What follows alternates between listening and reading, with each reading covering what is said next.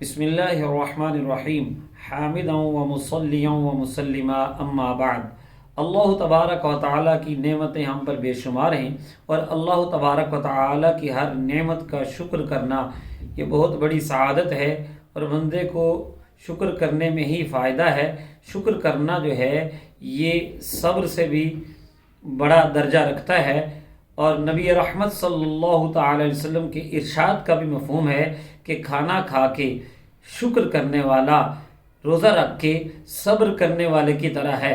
اللہ تبارک و تعالیٰ کے جلیل القدر انبیاء کرام علیہم السلام کی صفات بھی اللہ تعالیٰ نے جو ذکر کی ان میں شکر کرنے کا بھی ذکر ہے، جیسا کہ حضرت سیدنا ابراہیم علیہ السلام کے بارے میں فرمایا شاکرا لانعمہ، وہ اللہ کی نعمتوں کا شکر کرنے والے تھے، اور حضرت نوح علیہ السلام کے بارے میں فرمایا انہ کان عبدا شکورا، بے شک وہ اللہ تعالیٰ کا بہت زیادہ شکر کرنے والے بندے تھے۔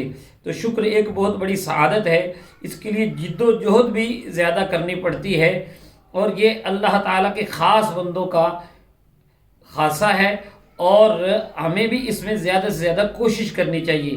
اللہ تعالیٰ نے اسی لیے قرآن پاک میں فرمایا وَقَلِيلٌ مِّنْ عِبَادِيَ الشَّكُورُ، میرے بندوں میں سے شکر کرنے والے کم ہیں۔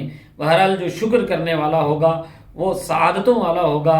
اور اللہ تبارک و تعالیٰ کے محبوب بندوں کے لیے کسی نے بڑی خوبصورت بات کی تھی کہ زباں پر شکوائے رنج و علم لایا نہیں کرتے، نبی کے نام لیوا غم سے گھبرایا نہیں کرتے۔ اسی حوالے سے اگر ہم دیکھیں غوث سمدانی قندیل نورانی حضرت سیدنا شیخ عبد القادر جیلانی رحمۃ اللہ تعالی علیہ کی تعلیمات کو، تو ان کی کتاب فتوح الغیب کی مقالہ نمبر 18 کا عنوان ہے النہی عن الشکوہ، یعنی شکوہ و شکایت سے منع کرنا۔ اس کے اندر انہوں نے بڑے بھرپور انداز سے منع کیا ہے بندے کو کہ وہ شکوہ شکایت کرے، شکوہ شکایت سے منع کیا ہے۔ اسے یہ چاہیے کہ ہر وقت اللہ کا شکر کرے، اللہ تعالیٰ کے بارے میں بھی اچھا گمان رکھے، اور اللہ تعالیٰ کی طرف سے جو آزمائشیں آتی ہیں اس پر کسی دوسرے کے پاس جا کر شکوے شکایتیں اور پریشانی کا اظہار نہ کرے۔ فرماتے ہیں لا تشکون الی احد ما نزل بک من بلاء کائنا من کان صدیقا او عدوا، فرمایا جو بھی تمہیں کوئی مصیبت آئے، چاہے کوئی بھی ہو، چاہے کوئی تمہارا دوست ہو یا کوئی تمہارا دشمن ہو، تمہیں چاہیے کہ ہرگز اپنے اوپر اترنے والی آزمائش کی شکایت اس سے جا کے نہ کر۔ اور اسی طرح فرمایا وَلَا تَتَّهِمَنَّ الرَّبَّ عَزَّ وَجَلَّ فِي مَا فَعَلَ فِيكَ وَأَنزَلَ بِكَ مِنَ الْبَلَاءِ، اور نہ ہی اللہ تبارک و تعالیٰ کے بارے میں کوئی برا گمان رکھ جو اللہ تعالیٰ تیرے ساتھ معاملہ فرماتا ہے یا تجھے کوئی آزمائش میں ڈالتا ہے۔ تو پھر کرنا کیا چاہیے؟ غوث پاک رحمت اللہ تعالیٰ علیہ رحمائی فرماتے ہیں بل اظہر الخیر والشکر، بلکہ تم خیر اور شکر کا اظہار کرو۔ اللہ تعالیٰ کہ شکر کا اظہار یوں کرو، کوئی پوچھے جی کیا حال ہے تو اللہ کا بڑا شکر ہے، مالک کا بڑا کرم ہے، اس طرح کا انداز ہونا چاہیے۔ ہمارے ذہنوں میں سوال پیدا ہوتا ہے کہ اگر کوئی مصیبت آئی ہو، پریشانی آئی ہو، اس کے باوجود کیسے کہے کہ جی الحمدللہ اللہ کا شکر ہے؟ تو یہ تو ظاہری حالت کے خلاف ہوگا، اور بندہ اپنے تئیں یہ سمجھتا ہے کہ یہ تو جھوٹ ہوگا کہ میں تو پریشان ہوں لیکن میں زبان سے کہوں کہ اللہ کا شکر ہے۔ تو غوث پاک رحمت اللہ تعالی علیہ نے ہمارے اسی نفسیاتی مسئلے کو جان کر ہمیں سمجھایا، فرمانے لگے فَكَذِبُكَ بِإِظْهَارِكَ لِلشُّكْرِ مِنْ غَيْرِ نِعْمَةٍ عِنْدَكَ، یہ جو تیرا جھوٹ ہے، جو تیرے گمان میں جھوٹ لگتا ہے، جو تو اپنی طرف سے شکر کا اظہار کر رہا ہے حالانکہ تیرے نزدیک کوئی نعمت نہیں ہے، پریشانی ہے، فرمایا یہ تیرا جو جھوٹ ہے خیر من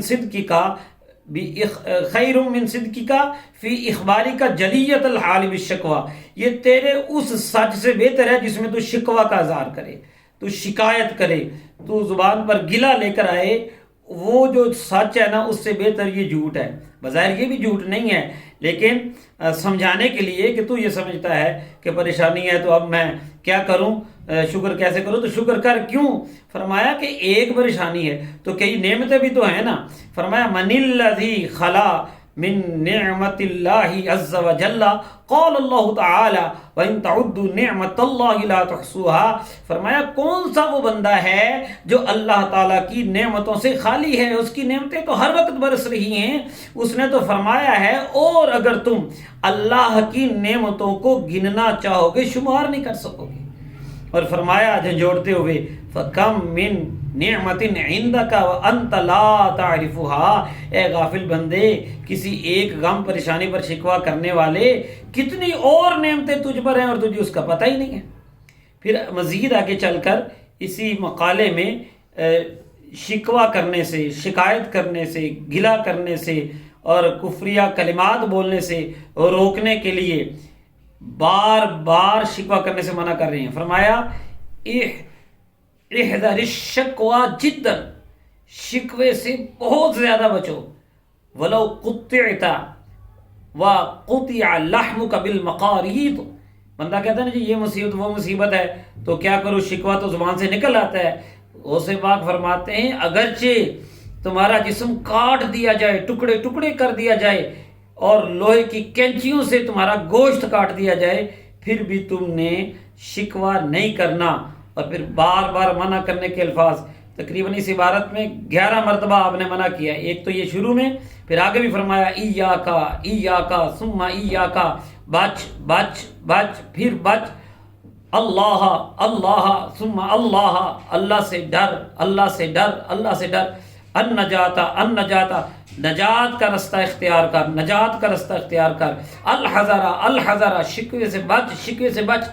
اتنا زور غوث پاک کیوں فرما رہے ہیں؟ 11ویں والی سرکار اس عبارت میں 11 مرتبہ شکوہ کرنے سے منع کیوں کر رہے ہیں؟ خود آگے فرماتے ہیں دیکھ بندے فَإِنَّ أَكْثَرَ مَا يَنزِلُ بِابْنِ آدَمَ مِنْ أَنْوَاعِ الْبَلَاءِ بِشِكْوَاهُ مِنْ رَبِّهِ عَزَّ وَجَلَّ، کہ بندے کو جو بہت زیادہ آزمائشیں اور بلائیں آتی ہیں اس کی ایک بڑی وجہ یہ بندے کا رب سے شکوہ کرنا ہی تو ہوتا ہے. تو اس طرح غوث پاک رحمۃ اللہ تعالیٰ علیہ ہمیں سمجھا رہے ہیں اور پھر اللہ تعالیٰ کی ذات کے حوالے سے ہماری توجہ دلا رہے ہیں. دیکھیں ویسے بھی ماہرین نفسیات سے بھی پوچھیں تو وہ آپ کو بتائیں گے کہ اگر ہر وقت مایوسی کا اظہار کریں، پریشانی کا اظہار کریں، جہاں بیٹھیں اپنی غم کی داستان چھیڑ دیں، وہ لوگ بھی اس میں شامل ہو جاتے ہیں تو سب کے چہرے مرجھا جاتے ہیں. لیکن بندہ اگر اس سے کوئی پوچھے کہ بھائی کیا حال ہے تو وہ بندہ کہے الحمدللہ، اللہ کا بڑا شکر ہے، اس طرح وہ کہے گا تو اس کا اندر بھی خوشی سے بھر جائے گا اور سامنے والا بھی جو ہے اس کا بھی چہرہ کھل اٹھے گا. تو ہر وقت اللہ کا شکر کرنا چاہیے. اللہ تعالیٰ کی نعمتوں کا جو ہے وہ حساب نہیں ہے، شکوہ تو جچتا نہیں ہے. آخر میں پھر مزید انہوں نے فرمایا وَكَيْفَ يُشْتَكَى مِنْهُ عَزَّ وَجَلَّ، اس اللہ سے کیسے شکوہ کیا جا سکتا ہے؟ وَهُوَ أَرْحَمُ الرَّاحِمِينَ، جو سب سے بڑھ کر رحم کرنے والا ہے. وَخَيْرُ الْحَاكِمِينَ، اور بہترین فیصلہ کرنے والا ہے. وَحَكِيمٌ خبیر، حکمت والا ہے، خبر رکھنے والا ہے. رؤوف رحیم، رحمتوں کی برسات فرمانے والا ہے. لطیف خبیر، لطیف بعبادہ، وہ خبر رکھنے والا ہے، اپنے بندوں پر خاص لطف کرنے والا ہے. لیس بظلام للعبید، کسی بندے پر ظلم کرنے والا نہیں ہے. تو اس رب سے کیسے شکوہ، اتنی شان والے رب سے کیسے شکوہ کیا جا سکتا ہے؟ فرمانے لگے، پھر جھنجھوڑنے لگے. فرمایا حل تتہم الوالدۃ الرحیمہ، کیا کوئی اپنی رحم کرنے والی ماں کی شکایت کرتا ہے؟ ماں کی اگر شکایت کوئی نہیں برداشت کرتا تو فرمایا قال النبی اللہ ارحم بعبدہ من الوالدۃ بولدہا، اللہ تبارک و تعالیٰ تو اپنے بندے پر اس سے زیادہ رحیم ہے جتنا ماں اپنے بچے پر رحم کرتی ہے، وہ تو کہیں زیادہ رحیم ہے. تو اس رب کا شکوہ جو ہے وہ جائز نہیں ہے. مصائب میں صبر کرنا چاہیے. اور میرے آقا علیہ الصلوۃ والسلام کا بھی ارشاد بخاری شریف میں موجود ہے. نبی کریم صلی اللہ تعالی وسلم نے بھی ان مصائب، آلام اور پریشانیوں کے حوالے سے ان کی ہر قسم کو ذکر کر کے فرمایا ما یصیب المسلم من نصب ولا وصب ولا ہم ولا حزن ولا اذن ولا غم ولا اذن حتی الشوکۃ یشاکها الا کفر اللہ بہا من خطایاہ. بندہ مسلم کو جو بھی مصیبت آئے، اب یہاں نصب، وصب، ہم، حزن، غم، اذن، یہ ساری تکلیف کے مختلف انداز ہیں. کسی قسم کی بھی تکلیف آئے، یہاں تک کہ فرمایا ایک کانٹا بھی جو اسے چبھے تو اس کے بدلے اللہ تعالیٰ اور بھی بڑی نعمتیں ہوں گی صبر شکر کی، اور سب سے بڑی نعمت کیا ہے کہ ہر ایک سوئی چبھنے کے بدلے بھی اللہ تبارک و تعالی اس کے گناہوں کو معاف فرما دیتا ہے۔ تو دنیا میں رہتے ہوئے پازیٹیو تھنکنگ رکھنی چاہیے، اچھا سوچنا چاہیے، اور اللہ تعالیٰ کا شکر ہر حال میں کرنا چاہیے۔ اللہ تبارک و تعالی ہمیں عمل کی توفیق عطا فرمائے۔